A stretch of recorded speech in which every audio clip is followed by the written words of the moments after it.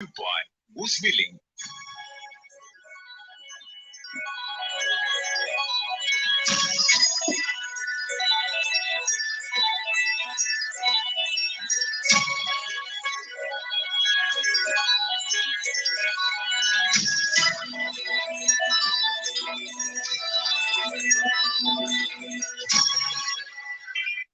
Radio Changalo so that we may be one through the cross. We sincerely apologize for bringing to you the news late. With the main news, I am Gabriel David Mumba. Let us look at the headlines. Junior Francis Guide Movement encourages environmental protection. Former cooperatives doing sanitation plus AFCON gets underway in the Cameroon today. The news in detail. In a bid to protect the environment, the Junior Franciscan Jufra of St. Joseph Fu Parish have planted trees at Ndola's Bwafano Center, a home for persons with disabilities. Besides planting trees, the group of youths cleaned the surrounding and dug a rubbish pit for the community. Speaking on behalf of the Jufra, Chibekam Sonda highlighted the importance of preserving the environment and keeping surroundings clean. Keeping our environment clean makes us not to be sick, and once upon we kill pala finish temweko na fiance. And her sister Euphrasia Chanda, who laid the Jufra said, the tree planting exercise is the line with Luwado's sisters, the document which Pope Francis calls on people to take care of the earth. Ila na bebele serious to alonga na papene bali determined effort waile lomba kone simu ti kuzafiko na simu effort wa kwete na bene bapa mushiba tampo kula sitakoreza ama plants ya moya mo bapa bwa afwano na tutemo sana so if tushire mu bushiku bwa lero bafaile se date ne banje bere ko fati ba sister turi paiti turefa tukabyale simu ti tukashatwa imbila naba nesu paba afwano umuganda so if turongene apa. Meanwhile, Wafano Center coordinator Sylvester Musanje thanked the Jufra and Sister Chanda for planting the trees at the center. Kulingana n'omulimo babomba abawonfi abakwalesa bajufura pamona basista mukwisa mukumono kutira ifimuti vyabyalwa mulimo ukankala sana pamulandu wa kutira ati mwalishi benche ndeyonse ilafaikwa ya monike ya busaka songa chakwewa ati emilimo ya ifile bombeka chilalenga ukukwata ensansa kuli fwe wale mono efye milimo ile bombeka. Kitwe City Council Senior Public Health Inspector Kasapon Tambo has implored residents to form water and sanitation business cooperatives in communities.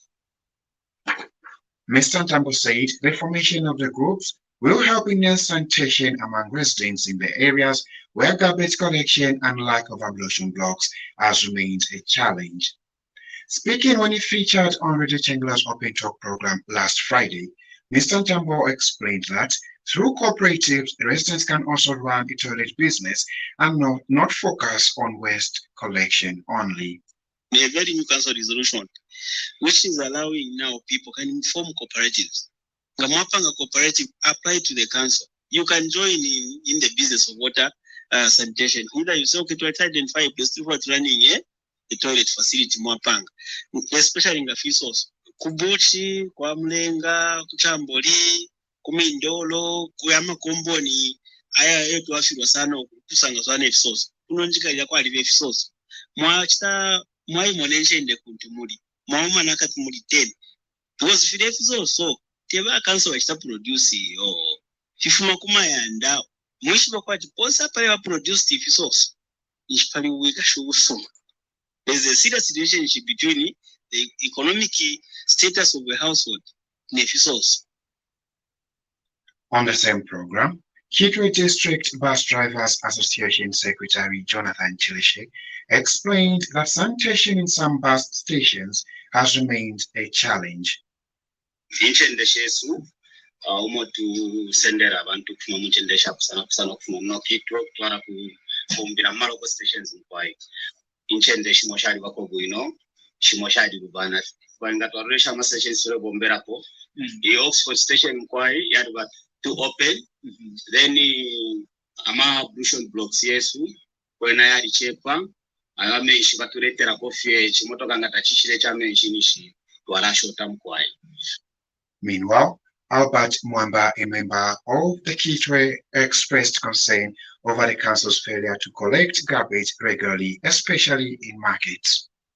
Inchende kwena chile pese ubusaka bwali shikapo sana kwena kuliko tumasha tumotu lesangwa hapo makamaka ilya waste iba generated garbage ifishala filaba panga pa kukusa kwena filapo se ishita sana ngato wapenga nika mtondo market mlesanga heaps and heaps of garbage iyaba uncollected for a long time. Nomba abantu besi baletsanga ni challenge bala bomba shine pantu every day baletita generate waste. Nomba pakashitaka mokele abakwisa mukukusa chilebe chaya fatatuishi wenga ni handicap wakaunse kwa time. In other news, 10 houses are at the verge of facing demolition in Kitwe's Mulenga overspill area for being built on a land which the government has said is a danger. Kitwe District Commissioner Lawrence Mwanza said so far one family has been relocated after the house partially collapsed due to the heavy downpour. Mr. Mwanza says he is encouraging the Kitwe City Council to find land where the families will be relocated before the demolition exercise can be done. He has expressed fear at a disaster that may occur if nothing is done to help the affected families. There are about 10 houses, although the one which is critical is that any heavy rain that house is going. The 9 ones have also taken a list, which I'm commending to the council to relocate those people.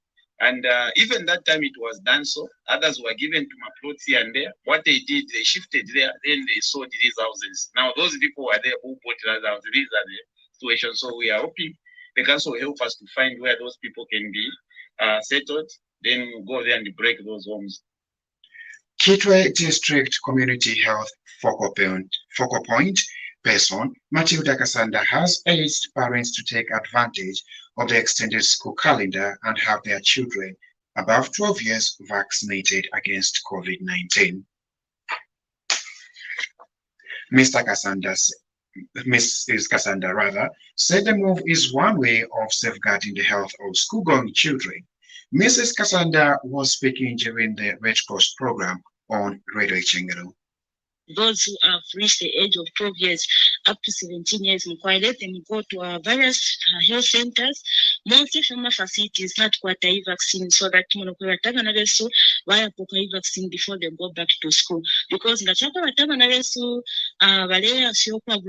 when they go back to school, they'll still bring it back to us in our homes. So let's ensure that eligible. Let's give consent to healthcare workers to vaccinate them. On the same program, Patasha Clinic Environmental Health Officer Wadia Kalulu encouraged the public not to relax in adhering to COVID-19 guidelines. Let's take responsibility. It starts with us. Let's see what we can do for our colleague. Let me see what I can do for my neighbor, Mrs. Kasana. If I am vaccinated and she's not, let me protect myself because I could be a carrier and not show symptoms. But once I transmit it to her, we don't know what other conditions she may have. We don't know what my neighbor has, how she's going to react to that, how severe the condition is going to be. So let's take responsibility. And now in sports. Red Arrows have shot to the top of the first Super Division after yesterday's 1-0 win over champions Zesco United in Lusaka. Substitute George Mando scored the goal in the second half to help Arrows move to 32 points after playing 18 matches. Buffaloes have dropped into second place as they remain stuck on 31 points. Ghana have sneaked into third position on the table after thumping Nkwazi 2-0 in Lusaka yesterday. Captain Alexi Mwonga and Jacob Ngolube scored a goal each at Edwin Mbola Stadium to help Ghana move 29 points as at week 18. The Africa Cup of Nations officially gets underway today in Cameroon as 24 countries battle it out for a continental trophy, with reigning champions Algeria looking forward to defending the title. Senegal, Egypt, Ivory Coast, Cameroon, and Morocco all look like title contenders. 6 groups will see 2 teams from each advance to the round of 16, while the 4 best third-place teams also move on. The action gets underway with host Cameroon facing Burkina Faso, while plenty of expectations will be on Tuesday's massive clash between Egypt and Nigeria. Zambia is absent from the continental showpiece for the 3rd consecutive time. This news broadcast comes to you in the community service of Radio Chengelo with compliments of Moose Milling. And our international news as monitored from the BBC. Iraq's new parliament is meeting today for its first session since October's elections, which saw the lowest turnout since the US-led invasion in 2003. Its first tasks are to elect a speaker, 2 deputies, and then a president. Anna Foster reports.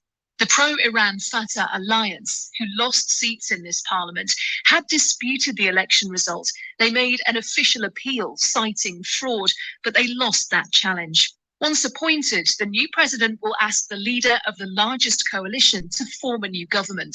That is the influential Shia cleric Muqtada Assada. He favours a majority government, a break from the recent past where most administrations have seen power shared between different sects. The port city of Tianjin in northern China has asked its 14 million residents to stay at home while health officials conduct mass virus testing after at least 20 cases of COVID surfaced, some with the Omicron variant. Here's Celia Hatton. The discovery of an outbreak of the Omicron variant in Tianjin will raise alarm bells in Beijing. The port is only 150 kilometers from China's capital, which is set to host the Winter Olympics in less than a month's time. Several Chinese cities have already instituted strict lockdowns as they attempt to stamp out the virus. The Chinese authorities are sticking to their zero COVID strategy, an increasingly challenging path ahead of China's Lunar New Year travel period and the Winter Games.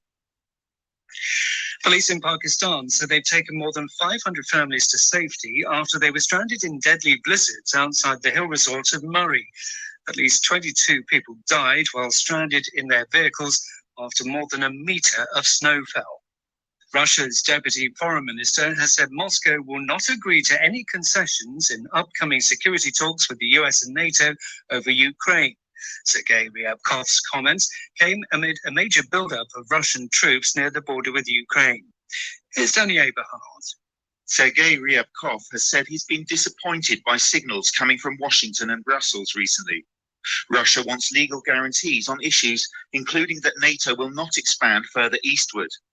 NATO allies say it's every country's sovereign rights to determine its own security arrangements, and that the real issue is Russian aggression. The US Secretary of State, Antony Blinken, says Russia might be presenting demands it knows to be non-starters as a ploy to justify aggressive action after talks fail. Western allies have warned Moscow it'll face a high price if this occurs. Wow, that item from the BBC brings us to the end of the main news at 13 hours today. Let's take a look at the stories that made headlines. Junior Francis current movement encourages environmental protection. From cooperatives to enhanced sanitation plus AFCON gets underway in the Cameroon today. For these and more stories, you can visit our Facebook page, log on to Facebook and like the Radio Chengelo page and link to RadioChengelo.radio 12345. With the main news have been your presenter, Gabriel David Mumba. Do have a good day.